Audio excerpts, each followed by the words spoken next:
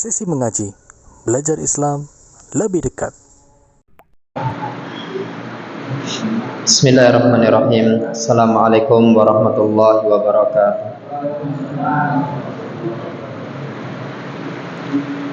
Innal hamdalillah nahmaduhu wa nasta'inuhu wa nastaghfiruh wa na'udzu billahi min syururi anfusina wa min sayyiati a'malina. Man yahdihillahu fala mudhillalah wa man yudlil fala hadiyalah.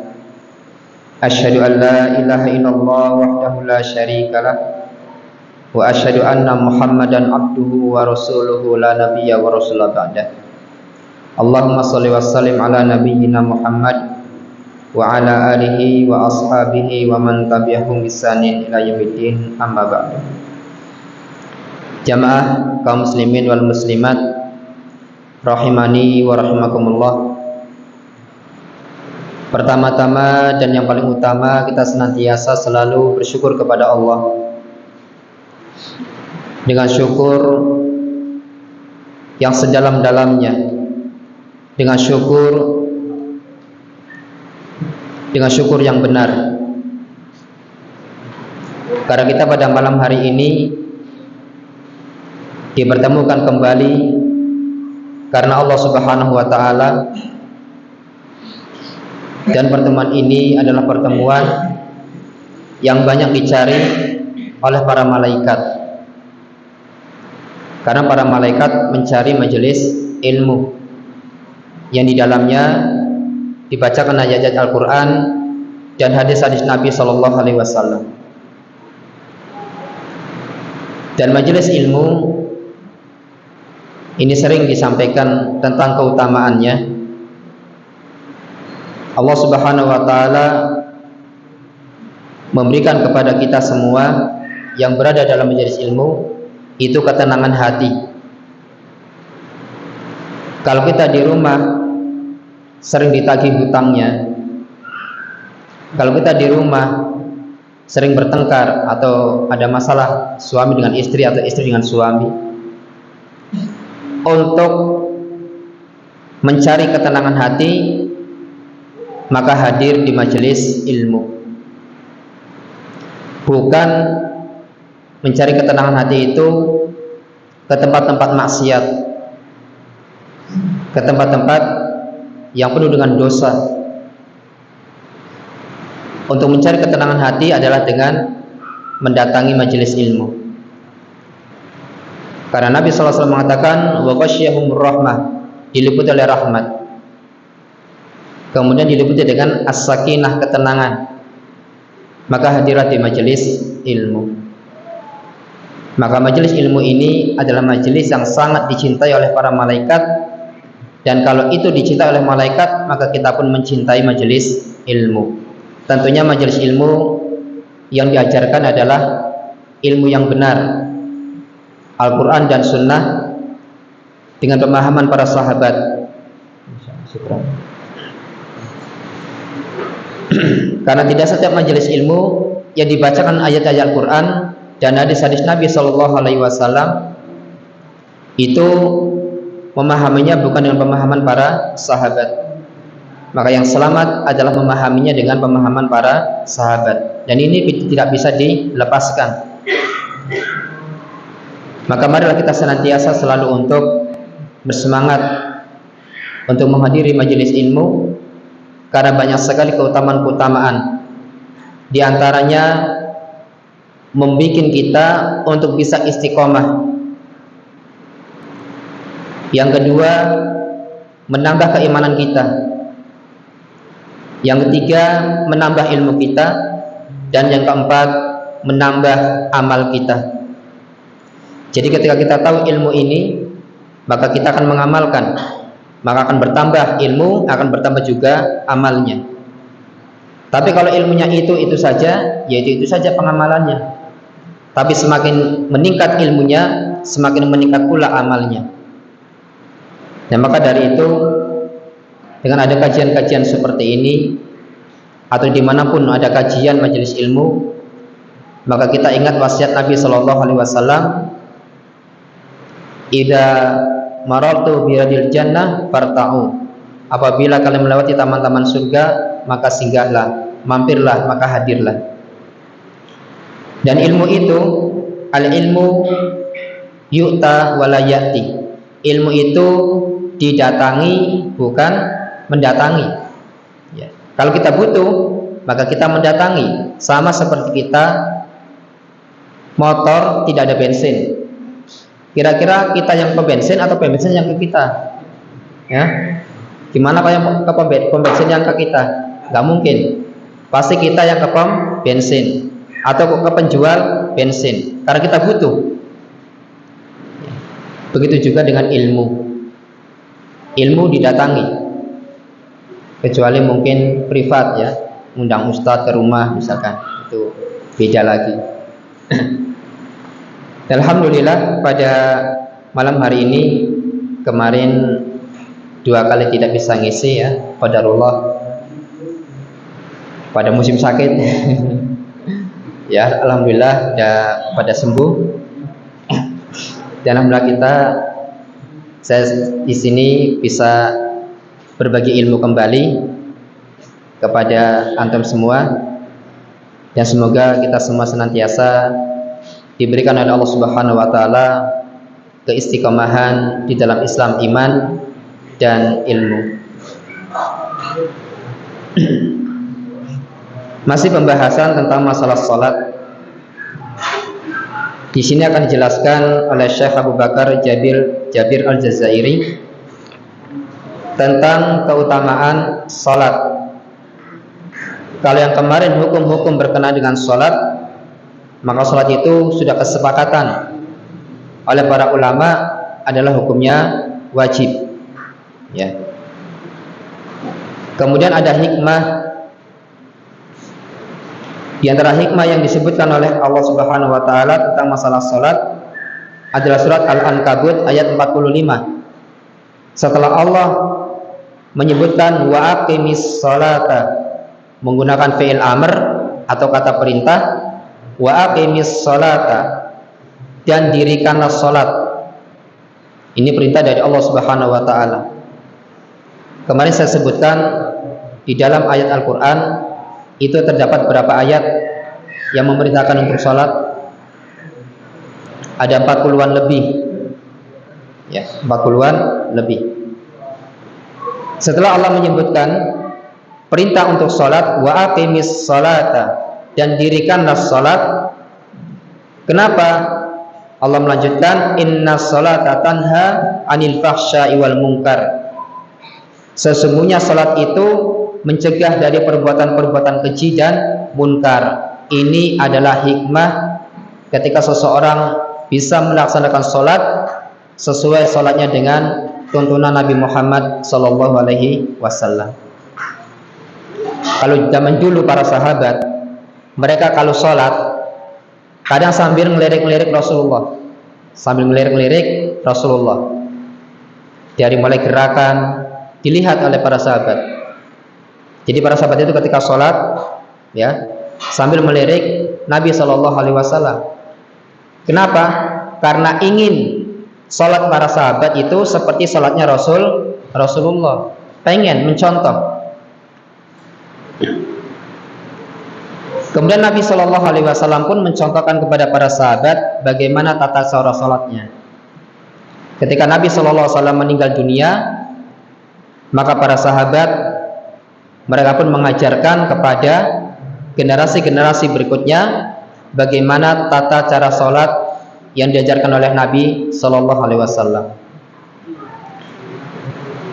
Sebagaimana Nabi Sallallahu Alaihi Wasallam bersabda,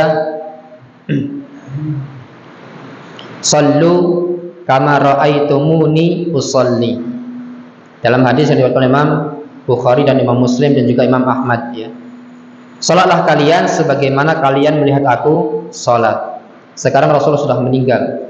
Bagaimana kita bisa melihat tata cara salat yang sesuai dengan tuntunan Nabi Sallallahu Alaihi Wasallam, yaitu dengan belajar hadis-hadisnya, dengan pemahaman-pemahaman yang benar. Ya. Nah, kalau kita salat ngelirik imam nggak di sini? Ya. Bagi anak-anak mungkin akan melirik bapaknya ketika mengerjakan sholat. Ketika anak itu ikut sholat di masjid, mungkin akan melirik imamnya. Kenapa? Mungkin pengen tahu bagaimana cara gerakan sholat yang benar. Ya. Tapi kita semua di sini sudah besar-besar ya. Maka kita harus serius di dalam mempelajari masalah bab sholat ini. Ya.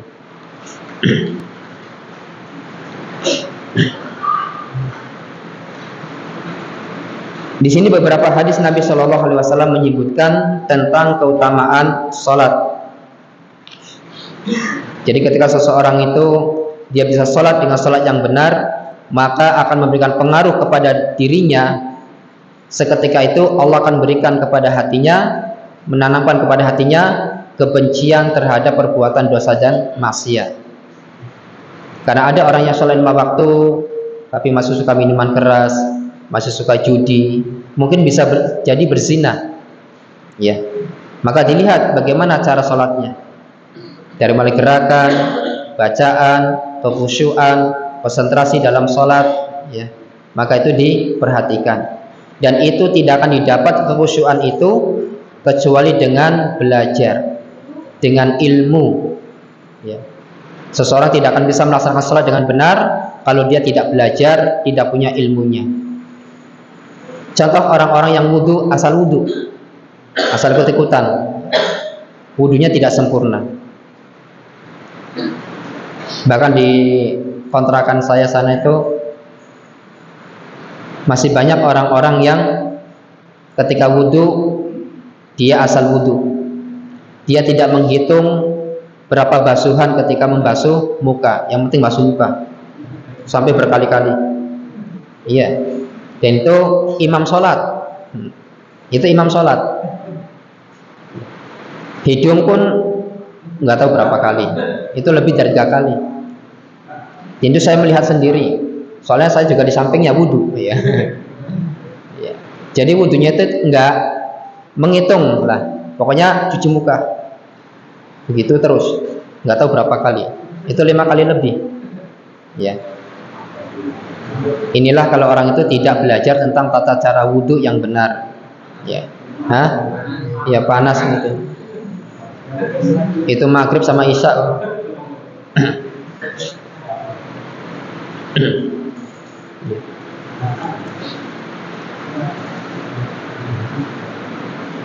Dalam menjelaskan keutamaan sholat serta keagungannya, maka di sini cukuplah dengan membaca beberapa hadis Nabi Shallallahu Alaihi Wasallam. Hadis yang pertama, Nabi Shallallahu Alaihi Wasallam bersabda dalam hadis yang diriwayatkan oleh Imam At-Tirmidzi, "Ra'sul amri al-Islam, wa amuduhu as-salah, wa dirmatu sanamihi al-jihadu fi sabilillah." Pokok urusan agama adalah Islam. Jadi semua permasalahan-permasalahan itu ada pada Islam solusinya. Antum rumah tangganya berantakan, cekcok sama anak, ribut sama tetangga, solusinya ada pada Islam. Bagaimana hak kewajiban suami istri, bagaimana hak tetangga, bagaimana hak kepada anak, itu ada dalam Islam solusinya. Jangan sampai ada keributan suami istri datangnya ke dukun, ya, minta solusi. Kemudian dukunnya ngasih, nih mantra-mantra, kasih ramuan ini, nanti istrimu sayang sama kamu. Wah. Padahal dukunnya sendiri belum nikah. Ya. Ya. Ingin menjadi keluarga yang sakinah, mawaddah warahmah, yang sesuai dengan keluarga seperti keluarga Rasulullah, maka belajar bagaimana tata cara keluarga Nabi Shallallahu Alaihi Wasallam. Memang suami istri harus ada pengertian, dan salah satunya harus mengalah kadang, dan harus ada saling memaafkan. Kalau nggak ada seperti itu, ya cekcok terus, ya. Rasul amri al-Islam, pokok urusan agama adalah Islam. Jadi Islam mengatur semua kehidupan manusia dan memberikan solusi dari berbagai permasalahan kehidupan yang ada di dunia ini. Dari mulai berumah tangga, dari mulai tetangga, dari mulai masalah-masalah dagang, Islam sudah mengajarkan semuanya, sudah sempurna. Tinggal kita mempelajarinya, kemudian mengamalkannya. Wa amuduhu as-shalah, dan tiangnya adalah salat. Berarti bangunan ini kalau nggak ada tiang, susah untuk berdirinya. Kalaupun berdiri tidak akan lama, gampang robohnya. Ya. Maka tiang ini menjadi penyangga agar tegaknya agama Islam, dan rumah itu harus ada tiang untuk penyangga sehingga rumah itu menjadi kokoh dan tidak hancur. Berarti orang-orang yang tidak sholat ini sebenarnya dia menghancurkan agamanya sendiri. Karena apa? Dia tidak menegakkan tiangnya, merobohkan tiangnya atau menghilangkan tiangnya di dalam agama Islam. Wadirwatu sanamihi al-jihad, sedangkan puncak-puncaknya adalah jihad di jalan Allah Subhanahu wa ta'ala. Ya. Ini keutamaan yang pertama, bahwasanya tiang agama itu adalah sholat, maka jangan sekali-kali kita tinggalkan sholat. Yang kedua, sabda Nabi Shallallahu Alaihi Wasallam, bainar rajuli wa bainal kufri tarkus sholat. Hadis ini diriwayatkan oleh Imam Muslim. Pembeda antara seorang hamba dengan kekufuran adalah meninggalkan sholat. Bahkan perbedaan kita antara dengan orang kafir adalah masalah sholat. Maka sholat ini bukan sesuatu yang ringan, sesuatu yang berat hisabnya. Karena perbedaan kita antara orang-orang kafir, orang-orang ya kufur adalah masalah sholat. Maka jangan kita tinggalkan sholat. Dan Nabi SAW memerintahkan kepada kita, ketika kita punya anak umur 7 tahun, maka kita perintahkan anak tersebut untuk apa? Untuk sholat. Sampai 3 tahun pembelajaran, ya. Anak itu misalkan 7 tahun, sebelum 10 tahun, 7 tahun ke atas, itu masa-masa latihan mereka untuk sholat, ya. Jadi kalau anak itu misalnya sholat sambil mainan, sambil apalagi, ya, jangan kita marahi. Dia sedang belajar. Tinggal kita mengarahkan, menasehati, ya. Kadang anak itu sudah dinasehati, tapi melakukan kesalahan yang berulang-ulang dengan kesalahan yang sama, maka nasihati terus menerus. Barulah di masa 10 tahun, ketika anak itu susah untuk sholat, apa yang Nabi lakukan? Perintahkan pukul, ya, pukul. Ketika umur 10 tahun tidak mau sholat, pukul, ya, tapi bukan pukulan jurus taekwondo atau ya apa karate, bukan, tapi pukulan yang kira-kira bisa anak itu takut sehingga dia tidak meninggalkan sholat. Atau kita tanamkan kepada anak kita bahwa sholat itu adalah perintah dari Allah Subhanahu wa ta'ala. Abi dan Umi hanya mengingatkan, ini bukan perintah dari Abi dan Umi, tapi perintah dari Allah Subhanahu wa ta'ala. Dan sangat besar ancamannya. Atha bin Abi Rabah mengatakan, di dalam neraka itu ada suatu lembah, yang kalau gunung itu dimasukkan ke dalam lembah tersebut, maka gunung itu akan hancur berantakan. Lalu bagaimana dengan manusia? Ya, harusnya kita takut kepada Allah Subhanahu wa ta'ala. Yang pembeda antara seorang hamba dan kekufuran adalah meninggalkan sholat, ya.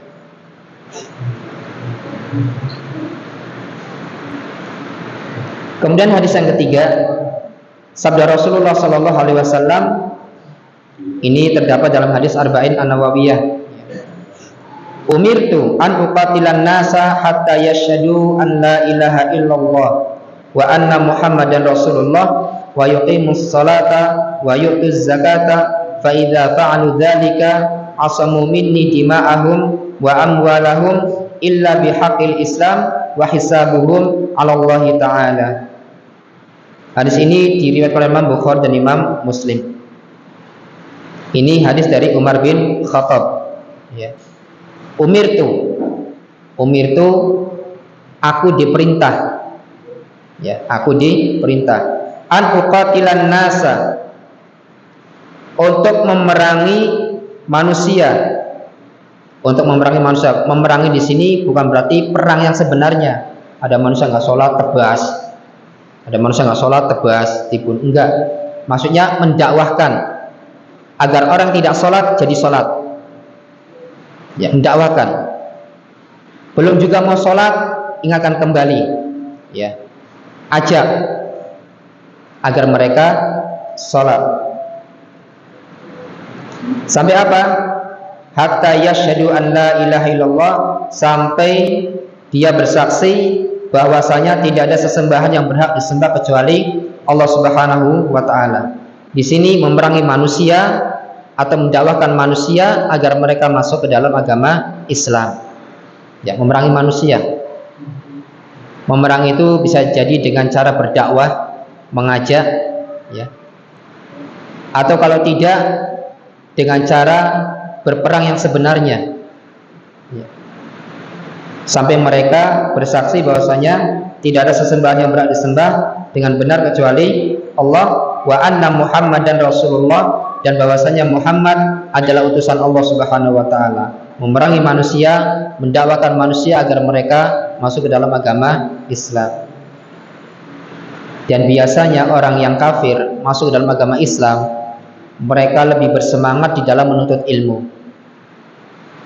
Mereka bersemangat dalam ibadah. Mereka bersemangat dalam berdakwah.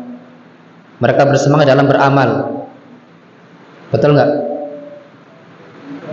Sedangkan orang Islamnya sendiri dari kecil kadang masih malas-malasan untuk ilmu.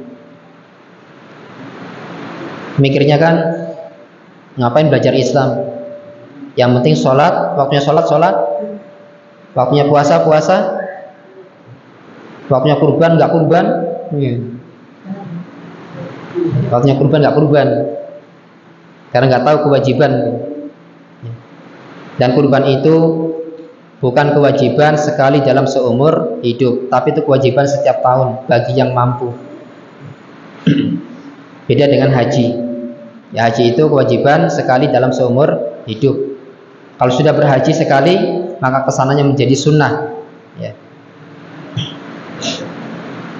Wa yuqimus salata, mendirikan salat. Wa yu'tuz zakata, dan menunaikan zakat. Jadi kalau dia bisa mengucapkan dua kalimat syahadat dan dia mendirikan salat dan dia membayar zakat, apa kata Nabi sallallahu alaihi wasallam? Fa idza fa'alu, apabila mereka melakukan itu, ya, asamu minni dima'ahum, maka mereka telah melindungi darah dan harta mereka dariku. Artinya Rasul tidak memeranginya. Ini kisah terjadi Abu Bakar As-Siddiq memerangi orang-orang yang enggan membayar zakat, padahal mereka orang-orang yang sholat. Sampai-sampai Umar bin Khattab radhiyallahu ta'ala anhu itu marah sama Abu Bakar. Kenapa memerangi orang-orang yang mendirikan sholat? Maka terjadi dialog antara Abu Bakar dan Umar. Zakat itu haknya Allah Subhanahu wa taala. Haknya Allah Subhanahu wa taala, karena salat dan zakat itu tidak bisa dipisahkan. Di dalam Al-Qur'an sering, ya, di sini sebutkan di surah Al-Baqarah itu Allah menyebutkan salat zakat. Dalam hadis Rasul menyebutkan salat zakat.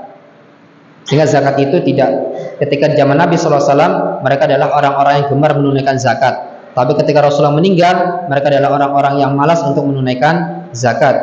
Ya. Karena dalam zakat itu ada hak untuk orang-orang miskin.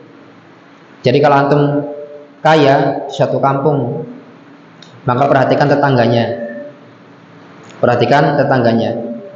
Siapa tahu ada yang kelaparan, siapa tahu ada yang miskin. Siapa tahu ada yang terlilit hutang, ya diperhatikan. Jangan enak, apa bahasanya, jangan enak sendiri. Perhatikan tetangganya. Ya. Karena kalau kita mampu, kemudian kita tidak merhatikan tetangga kita, maka kita bisa berdosa. Samping rumah kita, anaknya pada nangis, kelaparan, orang tuanya nggak punya makanan, tidak punya uang untuk beli makanan, kitanya yang kaya, tenang-tenang saja, tidak peduli, kita berdosa. Karena tetangga itu punya hak. Di dalam Islam itu ada pembagian masalah tetangga. Kalau tetangga itu dia muslim, kemudian saudara kita, maka dia memiliki berapa hak? 3. Tetangga kita, dia muslim, dia masih kerabat kita, itu punya hak 3 dalam hak sebagai seorang muslim, hak sebagai kerabat, dan hak tetangga. Tapi kalau tetangga kita itu adalah bukan muslim, tapi masih kerabat kita, maka dia punya 2 hak, hak kerabat dan hak tetangga. Kalau dia itu bukan kerabat kita, bukan seorang muslim, dia hanya mempunyai 1 hak, yaitu hak bertetangga. Maka walaupun dia adalah orang kafir, tetangga kita, maka kita tidak boleh menyakitinya atau mengambil harta darinya. Ya, itu masya Allah ya. Islam itu benar-benar mengatur semuanya, mengatur semuanya.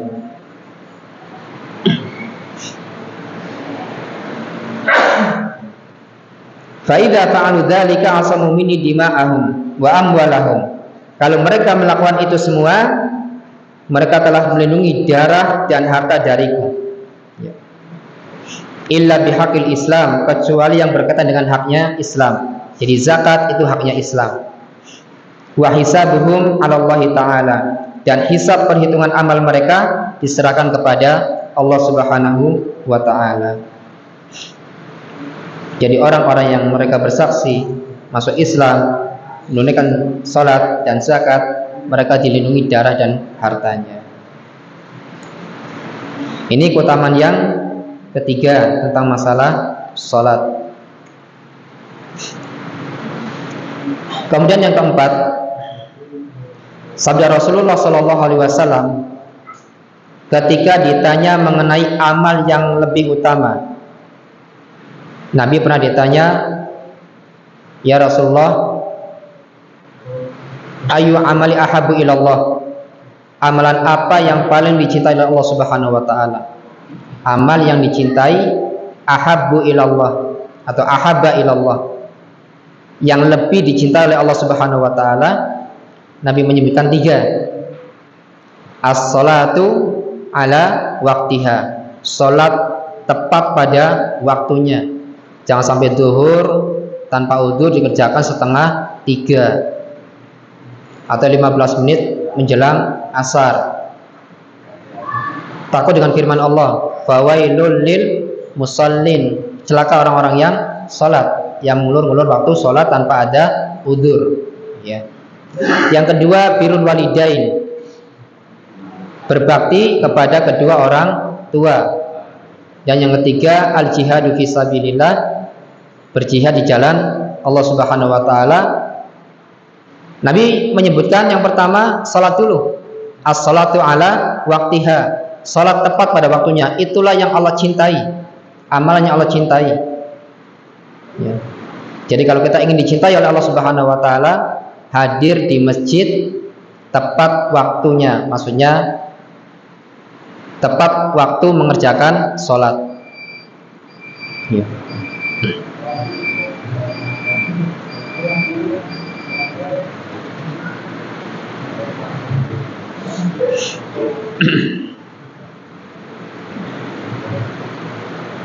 Di sini akan disebutkan kedua lagi tentang keutamaan sholat. Insya Allah akan kita lanjutkan setelah sholat isya. Subhanakallahumma wa bihamdika asyhadu an la ilaha illa anta astaghfiruka wa atubu ilaik. Assalamualaikum warahmatullahi wabarakatuh. Bismillah. Assalamualaikum warahmatullahi wabarakatuh. Alhamdulillah wassalatu wassalamu ala Rasulillah wa ala alihi wa ashabihi wa man tabi'ahum bi ihsan ila yaumiddin. Alhamdulillah, kita melanjutkan tentang keutamaan salat.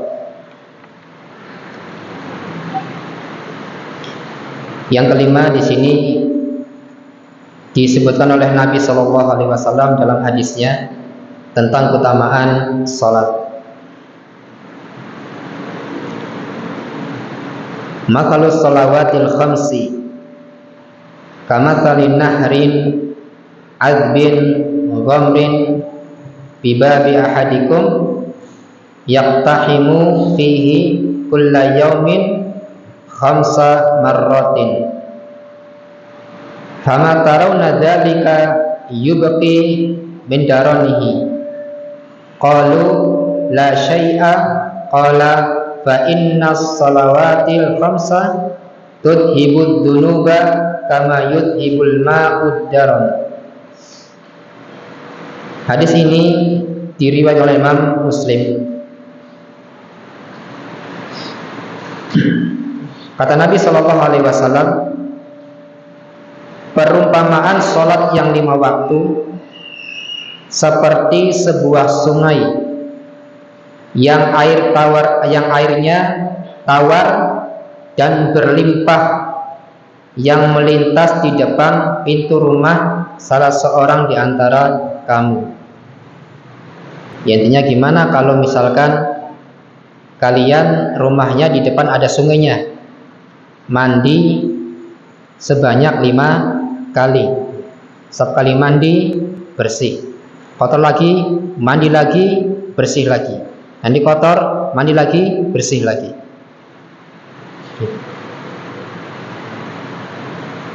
Di mana dia mandi, di dalamnya setiap hari sebanyak 5 kali.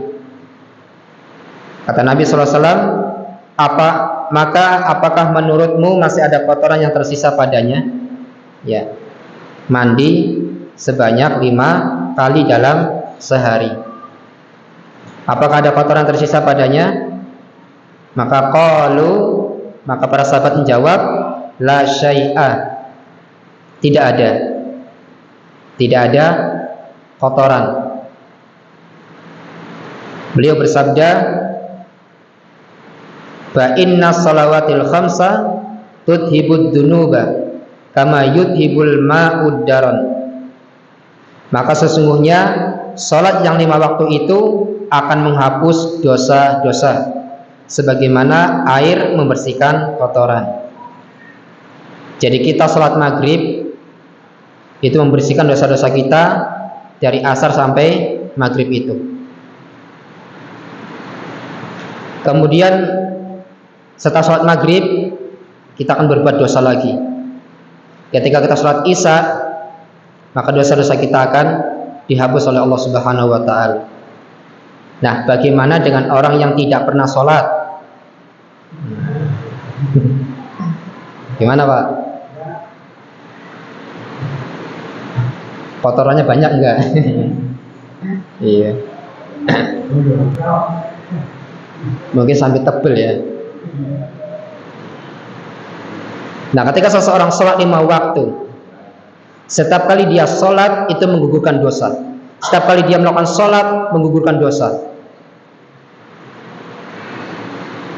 Ini tentang keutamaan sholat. Maka jangan sekali-kali kita meremehkan masalah sholat. Sholat ini kelihatannya sepele, berdiri, ruku, i'tidal, sujud. Walaupun kata ringan, sepele, masih banyak orang yang berat untuk melaksanakan sholat. Orang diajak sholat gampang. Ya. Kalau gampang, kenapa tidak melakukan sholat? Gampang ninggalin maksudnya. Ya. Nah, Nabi SAW menyebutkan, kalau kamu mandi sehari 5 kali sehari 5 kali, maka ada kotoran. Maka sahabat menjawab, la syai'ah, tidak ada. Karena dengan salat itu akan menghapus dosa-dosa kita. Tentunya ini dosa-dosa yang kecil. Kalau dosa-dosa yang besar bisa dihapus dengan taubat. Ya. Mungkin mata kita melihat sesuatu yang haram, ya. Kemudian kita palingkan. Mungkin kita berbuat apa lagi, dosa-dosa kecil, ya, ngomong kotor, ngomong jorok, ya kan? Hah? Iya. Tapi kalau ngomongnya menggibah, itu dosa besar, ya. Ngomongin orang. Maka kalau kita mengetahui tentang keutamaannya, maka kita akan merasa senang dengan melihat keutamaan yang telah disabdakan Nabi Shallallahu Alaihi Wasallam. Kemudian yang terakhir, yang keenam, di antara keutamaan sholat yang disebutkan dalam kitab Minhajul Muslim ini,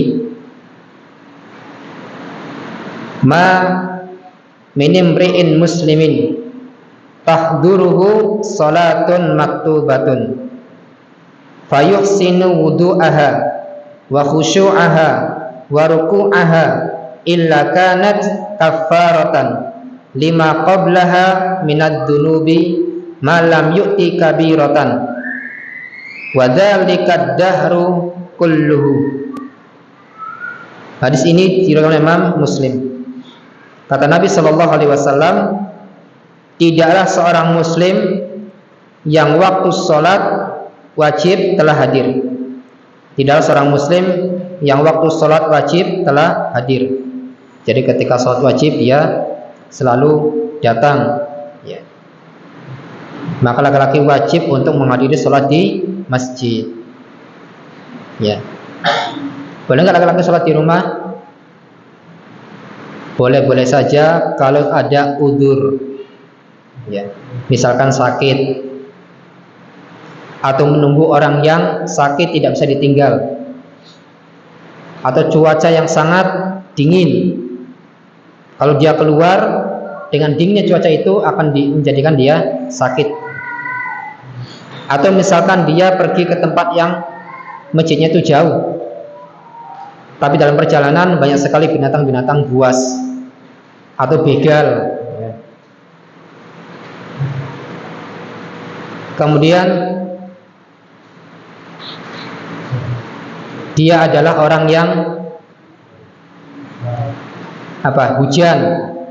Ketika hujan deras besar tidak bisa pergi ke masjid, maka dia boleh untuk sholat di rumah. Tapi ada sesuatu yang aneh, Pak. Orang dagang COD yang sekalipun hujan deras pasti dia akan berangkat. Fulus. Aduh, kalau nggak ngantar nggak dapat duit. Yang gitu. Tapi kalau ke masjid yang jaraknya tidak terlalu jauh dengan jarak dia COD-an, ya. Wah, alasannya ya masuk akal, hujan deras, ya. Hujan deras. Padahal dari sana ke sini cukup bawa jas hujan, ya. Ini pernah disindir juga nih. Kalau COD-an walaupun hujannya deras, pakai jas hujan, ini berangkat. Tapi kalau masjidnya dekat, hujan, ya beralasan. Ya. Ketika hujan jamannya cuma 3 orang. Ya.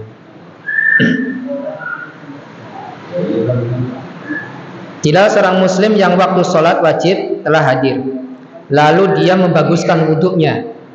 Membaguskan wudhu. Wudhu ini tidak akan bagus kecuali dengan mempelajari tata cara wudhu. Semua ibadah-ibadah ada tata caranya.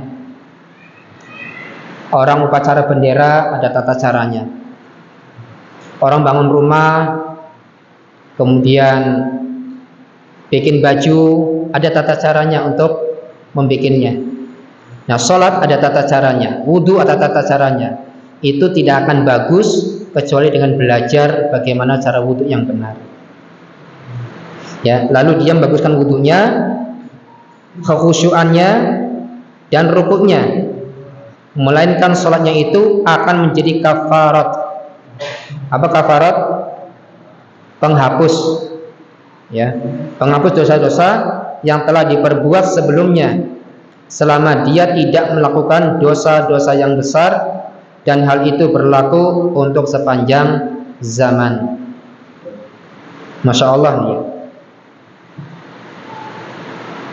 Bahkan Nabi Shallallahu Alaihi Wasallam memerintahkan kepada orang yang buta untuk mendatangi sholat ketika terdengar apa? Adzan. Sebelumnya minta udzur karena buta, tidak ada yang menuntun, ya. Dia minta sholat di rumah.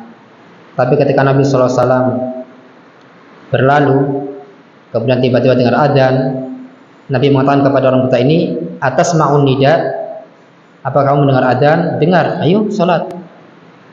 Bahkan Nabi Shallallahu Alaihi Wasallam memerintahkan kepada para sahabat untuk apa? Mengumpulkan kayu bakar untuk membakar rumah-rumah yang laki-lakinya itu tidak mau datang ke masjid untuk sholat, pengennya di rumah terus sholatnya. Beralasan, kan saya imam keluarga, jadi saya mengimami keluarga sholat. Iya betul, tapi salah tempat ini. Ya salah tempat. Betul imam keluarga, bukan imam sholat di dalam rumah, tapi laki-laki ke masjid, ya perempuan di rumah. Ya.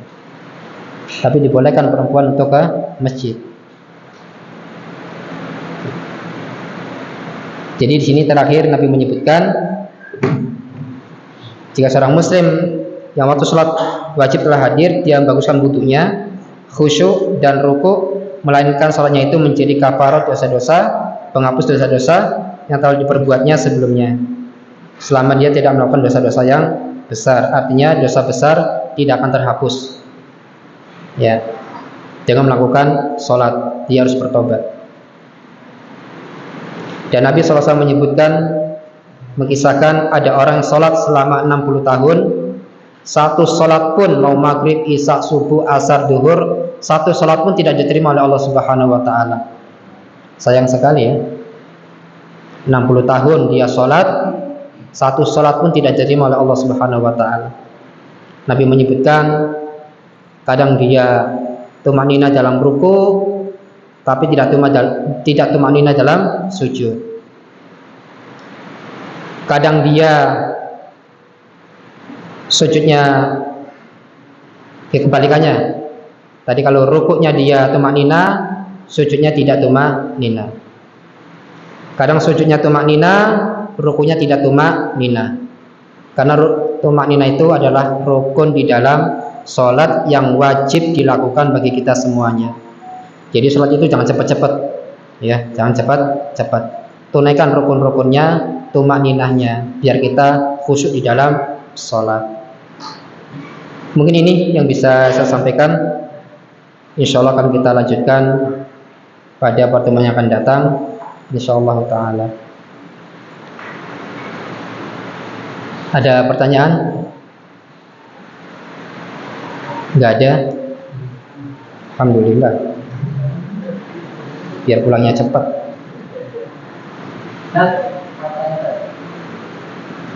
Tata sholat ketika sudah sakit, tapi dalam makanannya itu sambil juga. Tapi sholatnya itu gila. Karena kalau kakinya dihukum itu tidak bisa sakit. Nah itu ketika sujud itu bagaimana? Iya. Berarti tadi kan kalau tekuk kakinya sakit.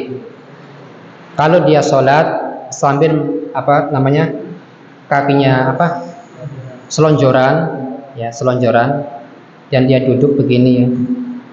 Mungkin dia begini. Maka ketika ruku dia membungkukkan kepalanya begini, ya. Itu ketika ruku. Ketika sujud dia lebih untuk ke bawah lagi daripada ruku tadi. Kalau rukunya sekian derajat, maka sujudnya pun harus lebih ke bawah lagi. Ya, itu tata cara sholat bagi orang yang sakit. Yang kalau dia sujud, misalkan sujudnya kan dia selonjor. Kalau dia sujud kakinya harus ke belakang dulu, kemudian dia begini, membuat dia kakinya sakit, ya jangan dilakukan. Allah berfirman, fattaqullaha mastata'tum. Bertakwalah kepada Allah semampu kalian. Ya. Jadi kalau ruku itu cukup untuk apa? Menganggukkan kepala, ya. Dan ketika sujud dia lebih ke bawah lagi. Posisi tangan jadi gini. Ketika sholat dia begini. Ketika takbir seperti biasa, Allahu Akbar. Ya. Allahu Akbar. Dia baca Al-Fatihah, dia baca surat-surat yang lain. Kemudian ketika mau ruku, dia Allahu Akbar, memegang lutut. Ketika dia takbir untuk ruku, memegang lutut. Ketika i'tidal, dia sami Allahu liman hamidah, dilepaskan.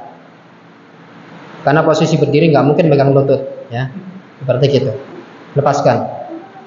Nah, ketika dia sujud, dia boleh memegang untuk ini apa? Paha atau lututnya. Ya, bukan begini, tapi begini. Pegang, kemudian begini. Lebih menunduk lagi, ya.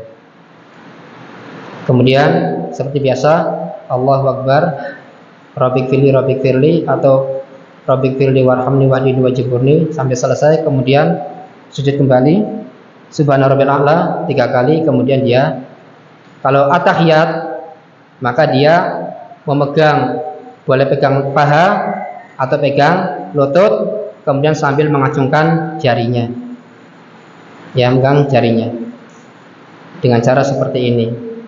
Karena ada beberapa cara ketika kita ketika menunjuk, ya, dengan cara membulatkan seperti ini atau seperti ini, ya. Itu tata cara salat kalau kita memang harus dengan seperti itu tata caranya, ya. Wallahu a'lam.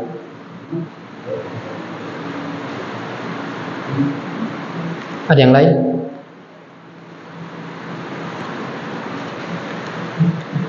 Kalau nggak ada, saya bacakan surat ini. Ke pertanyaan.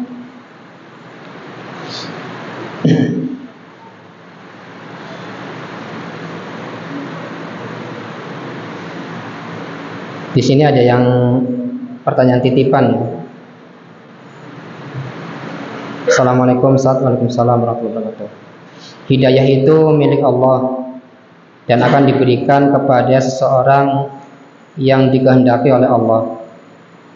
Bagaimana jika saya berdoa meminta hidayah kepada Allah agar suami saya mau melaksanakan sholat 5 waktu?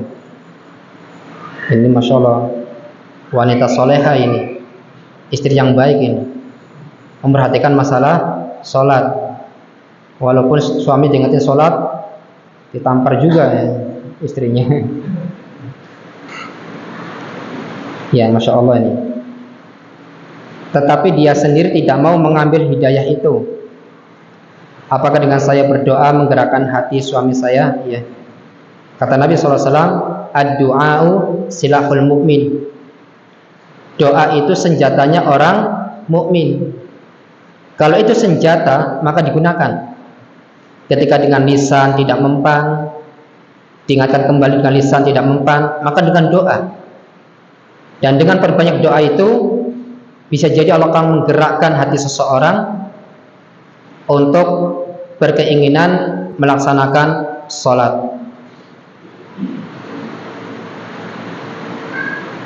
Ya, kadang jarang-jarang seorang istri mengingatkan suaminya tentang sholat.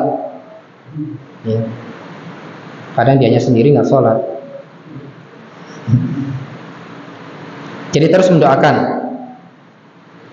Dan mendoakan itu tidak hanya sekali 2 kali, terus berulang-ulang.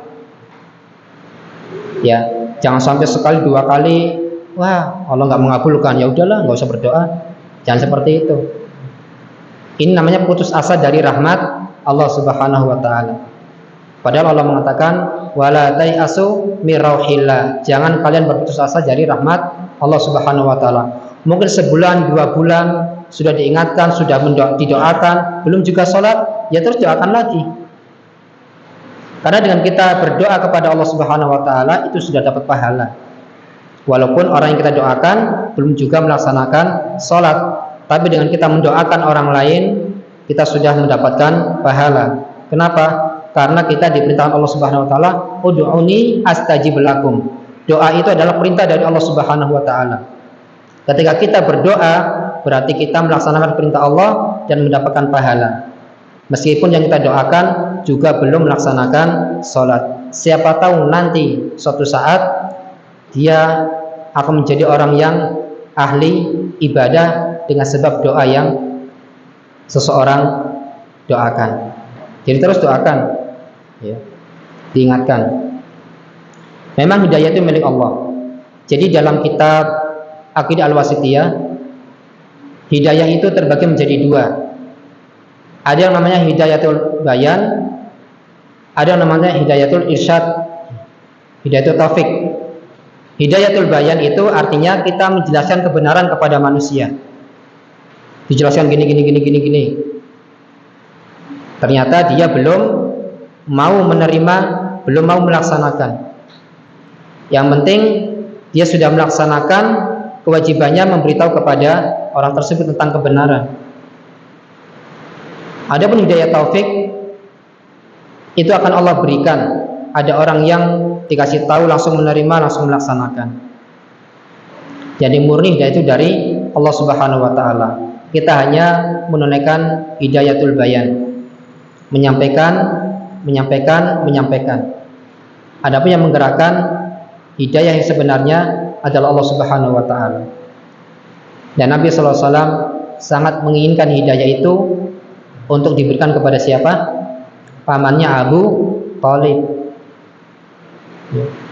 Rasul pengen Abu Thalib itu mendapatkan hidayah. Sehingga Allah menurunkan sebuah ayat, innaka latahdi man ahbabta walakinallaha yahdi may yasha.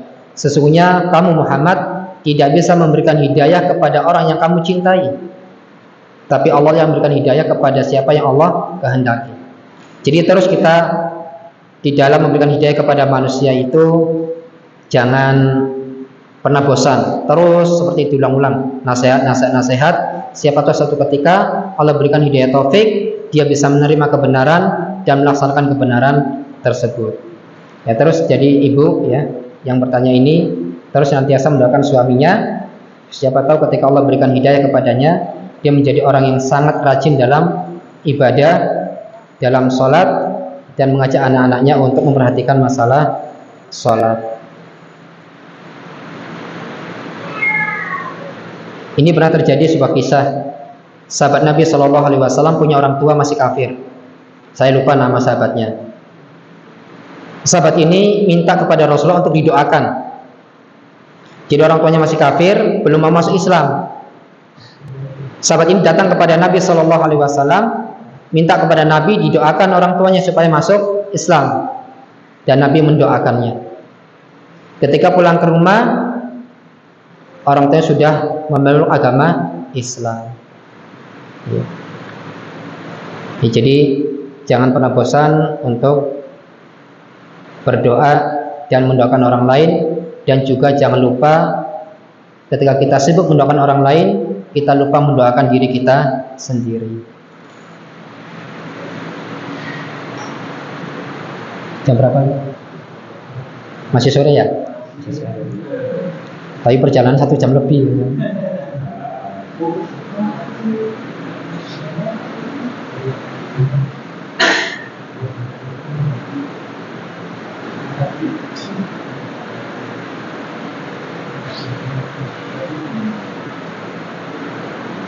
Ya. Assalamualaikum warahmatullahi wabarakatuh. Jika orang tua yang sudah meninggal dan kita keluarga semisal beramal berupa uang, barang, makanan atau yang lainnya dengan selalu mengatasnamakan almarhumah, apakah bisa seperti itu Pak Ustadz? Masya Allah. Ada Pak, ada Ustadz,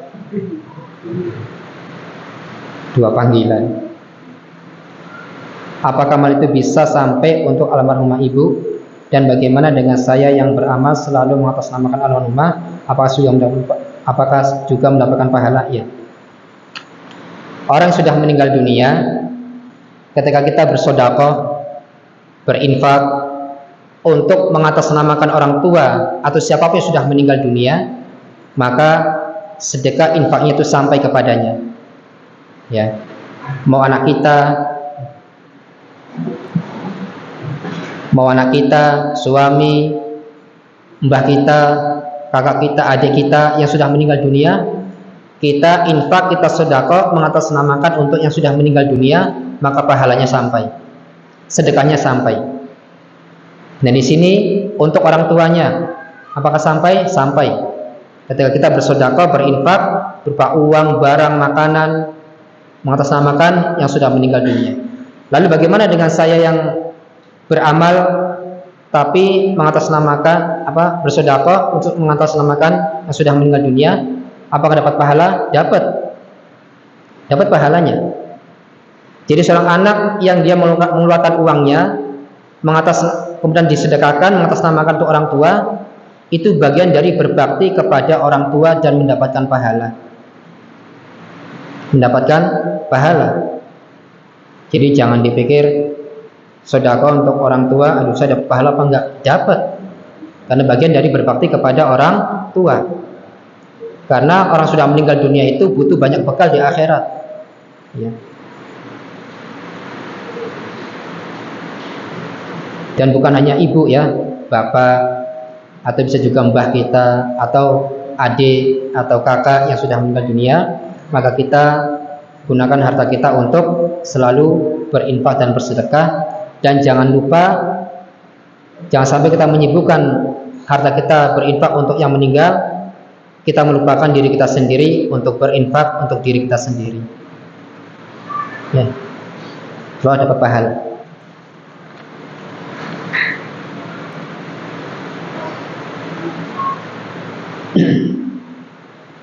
Barangkali ada yang lain? Nggak ada, cukup. Udah pada ngantuk, sudah ngantuk, lapar lagi. Ya.